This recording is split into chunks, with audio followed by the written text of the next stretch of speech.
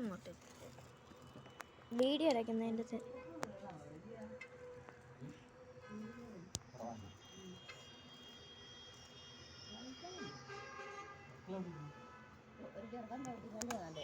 Two-wheeler ഇവിടെ കൂടുതൽ പോലീസുകാരായിരിക്കും കല്യാണക്കുള്ളവരല്ലേ അവർക്ക് ടൂവീലറിനകത്ത് പട്ടാളക്കാരില്ലായിരുന്നു ഇതൊന്നും അല്ലായിരുന്നു.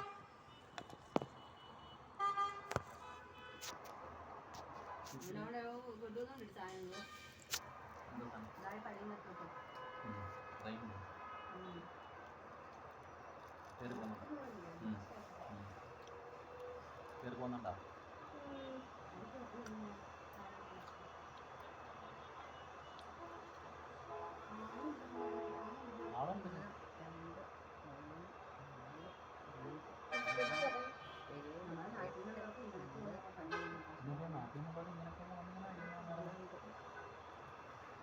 പറയുമ്പോൾ പറയും ഗൾഫാണ് അവൻ വാരി കൂട്ടുന്നു. ഇവിടെ ജോലി ചെയ്യുന്നതിന് കാശാണ് ഇതോ. കാരണം ഭൂമി ഇറങ്ങുന്നതിന് ഒരു കൂടെ ഉണ്ടാക്കത്തില്ല, വെള്ളം അടിച്ച് വിടാനൊന്നും ഉണ്ടാക്കത്തില്ല. കഷ്ടപ്പെടുന്നതിന് ഈ കാശാണ്. നല്ല ജോലി തന്നെ. അവിടുത്തെ മുടികെട്ടട രാത്രിയിലും പകലും എല്ലാം പണിയുന്നതാണ്. അത് രാത്രി വേറെ ആളുകൾ ആയിരിക്കും. ഈ വഴിയോരത്ത് തൂക്കുന്ന എന്തോത്തിനാ ഹാപ്പി? സർക്കാർ നിയമിച്ചിട്ടേക്കോ എപ്പോഴും തൂത്തിരിക്കുക.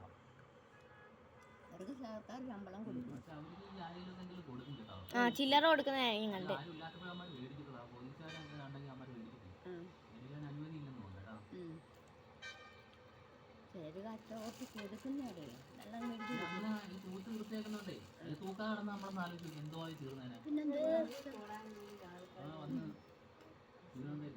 ഇവർക്കൊക്കെ മാസത്തിലല്ലേ ശമ്പളം കിട്ടും. വാടകയായി വന്നപ്പോ വാടകയൊന്നുമില്ലായിരുന്നു. നല്ല മഴയൊക്കെ പെയ്ത് എല്ലാം ഒഴുകി വൃത്തിയായി. ഇന്ന് രാവിലെ അങ്ങോട്ട് ഇറങ്ങിയൊക്കെ ഒരു വാടകയൊക്കെ ഉണ്ട് റോഡ് സൈഡിൽ. ഇന്ന് രാത്രിയിലെ ചെറുതായിട്ടുണ്ടായിരുന്നു മഴയല്ല വാടക. അതായത് ഈ മഴ പെയ്താലേ വാടകയൊക്കെ പോട്ടുള്ളൂ. കുറെ ഒഴുകി പോവല്ല. അതിനായിട്ട് ഈ വെള്ളം കൊണ്ടടിക്കുന്നില്ല. നമ്മുടെ ഹോട്ടലിൽ വന്നായിരിക്കും വെള്ളം. പിന്നെ വെള്ളം റോഡിൽ വീഴുന്ന പോലെ.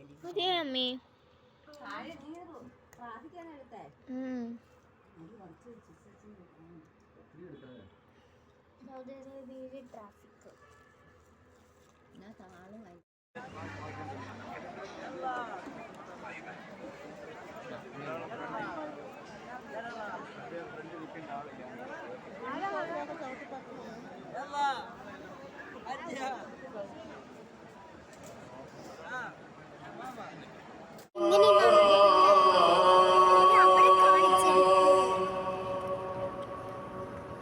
أشهد أن محمد رسول الله.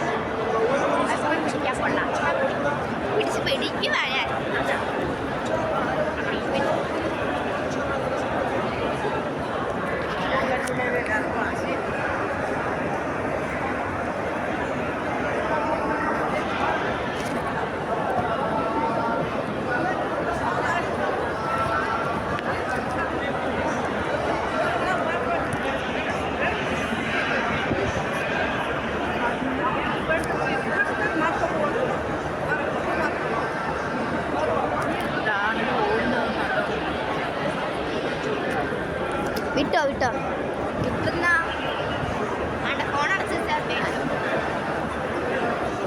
വിട്ടോ ഞാൻ സ്വന്തമായിട്ട് വേണ്ട, നിന്നെ വിട്ടേച്ച് ഞാൻ ആർക്കാം.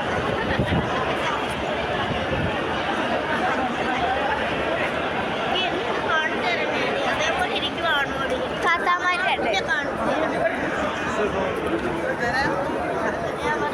കാണിച്ചു തരാൻ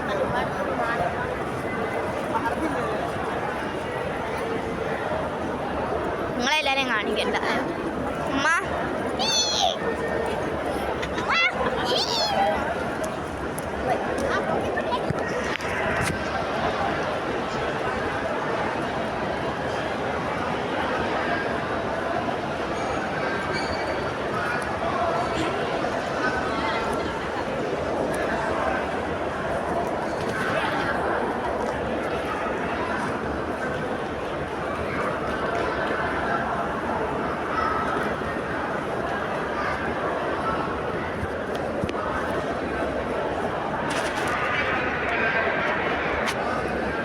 ഇവിടേക്കാണോ ഹലോ, എത്ര എത്തി?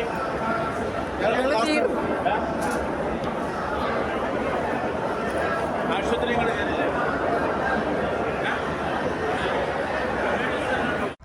അൽഹംദുലില്ലാ. പരിശുദ്ധ ബദരീങ്ങളെ സഹായിക്കുന്നതിന് വേണ്ടി മലക്കുകൾ ഇറങ്ങിയ സ്ഥലത്താണുള്ളത്. നല്ല മനോഹരമായ പഞ്ചസാര മണ്ണ് പോലത്തെ മനോഹരമായ മണ്ണാണ്. ആ മണ്ണിലൂടെ അസ്ഹാബുൽ ബദരീങ്ങളെ സഹായിക്കുന്നതിന് വേണ്ടി മലക്കുകൾ ഇറങ്ങിയ ആ മണ്ണിലൂടെ അൽഹംദുലില്ലാ മുകളിലോട്ട് കയറിക്കൊണ്ടിരിക്കുകയാണ്. അള്ളാഹു കബൂൽ ചെയ്യട്ടെ.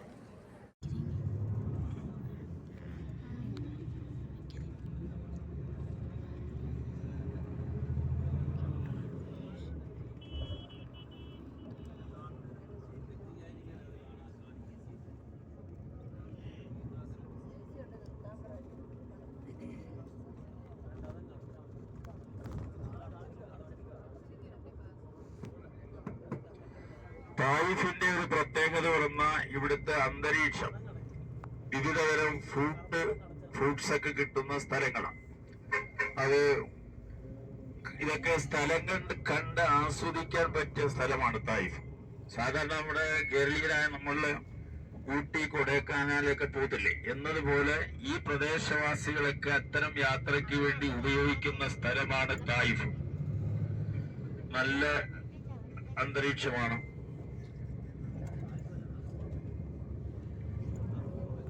നമ്മള് അബ്ബാസ് റളിയല്ലാഹുവിന്റെ പള്ളി എടുത്തേക്കാൻ പോകുന്നു. അവിടെ നമ്മൾ കയറി രണ്ടരക്കാത്ത് തഹിയ്യത്ത് മസ്ജിദ് നിസ്കരിക്കണം. വേണമെങ്കിൽ ദുഹായി നമസ്കരിക്കാം. ദുഹാ നമസ്കരിക്കുന്ന നിത്യായി ചെയ്തുകൊണ്ടിരിക്കുന്നവർക്ക് ഇവിടെ നിസ്കരിക്കാം. ദുഹായുടെ തഹിയ്യത്ത് മസ്ജിദ് രണ്ടരക്കാത്ത് ഏകദേശം ഒരു 3/4 മണിക്കൂറോളം ഇവിടെ ഉണ്ട്. നമ്മുടെ മലയാളി അൽഹംദുലില്ലാഹ് നമ്മുടെ നാട്ടുകാരെന്ന നാട്ടിൽ എന്ന് പറഞ്ഞാൽ കേരളക്കാരാണ്. മലപ്പുറത്തുള്ള അള്ളാഹു അദ്ദേഹത്തിന്റെ ഈ തൊഴിൽ അള്ളാഹു ബർക്കത്ത് ചെയ്യുമാറാകട്ടെ. വലിയ സഹായം നമുക്ക് ഇൻഷാ അല്ലാഹ് ഒരു മലയാളിയെ കിട്ടിയത്. കാരണം നമുക്ക് എല്ലാ കാര്യങ്ങളും കൃത്യം ഉണർത്തി തരും. പലവട്ടം വന്നെങ്കിലും നമ്മൾ ചിലതൊക്കെ വിട്ടുപോകുമല്ലോ. ഇതാകുമ്പോൾ നിത്യമായിട്ട് ഈ യാത്ര ആളുകൾ കൊണ്ടുവരുന്ന ആളാണ്. നമുക്ക് പലപ്പോഴും ചിലപ്പം ഈ പാകിസ്ഥാനികളോ അതല്ലെങ്കിൽ മറ്റേതെങ്കിലും രാജ്യക്കാരോ അവരെല്ലാം ഭയങ്കര ദേഷ്യം കൂടുതൽ ചോദിക്കാനൊന്നും പറ്റത്തില്ല. ഭയങ്കര ദേഷ്യവും മറ്റുമൊക്കെ. നമുക്ക് ഒരു നമ്മുടെ മലയാളി തന്നെ നമ്മുടെ നാട്ടുകാരൻ അള്ളാഹു അദ്ദേഹത്തിന് ആരോഗ്യത്തിലുള്ള ദീർഘായുസ് നൽകി അനുഗ്രഹിക്കുമാറാകട്ടെ. അപ്പൊ ഇൻഷാ അല്ലാഹ് അദ്ദേഹം നമ്മളോട് കാര്യങ്ങളൊക്കെ പറഞ്ഞു തരും, അതനുസരിച്ച് നിങ്ങളോട് ഉണർത്തും. അപ്പം പിന്നെ അബ്ബാസ് റളിയല്ലാഹുവിന്റെ പള്ളി പോയി ആദ്യം നമ്മൾ ബാത്റൂം സൗകര്യങ്ങളൊക്കെ അവിടെ ഉപയോഗപ്പെടുത്തണം. എന്നിട്ട് പള്ളിയിൽ കയറി 2 റക്അത്ത് തഹീയ്യത്ത് നിസ്കരിക്കണം. തുടർന്ന് ദുഹ നമസ്കരിക്കുന്നവർ നായുമായിട്ട് നിസ്കരിക്കുന്നവർ അത് നിസ്കരിച്ചിട്ട് പള്ളിയിലിറങ്ങി ഖബർ സിയാറത്ത് നമുക്ക് സൂറത്ത് ഫാത്തിഹയും മറ്റു സൂറത്തൊക്കെ ഓതി അവിടെ നമുക്ക് കൂട്ടായി ഒന്ന് ദുആ ചെയ്ത് ഇൻഷാ അല്ലാഹ് റാഹത്തായിട്ട് ഇവിടെ കൊണ്ട് കണ്ട് കഴിച്ച് ഒരു 3/4 മണിക്കൂർ ഏകദേശം നമുക്ക് ഇവിടെ ചെലവഴിക്കാൻ കഴിയും. കൂട്ടം തെറ്റി പോകരുത്. എവിടെ പോയാലും എല്ലാവരും ഒന്നിച്ച് പോകണം. ഓടിനോടൊക്കെ പോകുന്നെങ്കിൽ നമ്മുടെ ഗ്രൂപ്പ് വിട്ടു പോകാതെ ശ്രദ്ധിക്കുകയും ചെയ്യണം. എന്നതുപോലെ നമ്മുടെ വണ്ടിയുടെ നമ്പരും ശ്രദ്ധിച്ചോണം.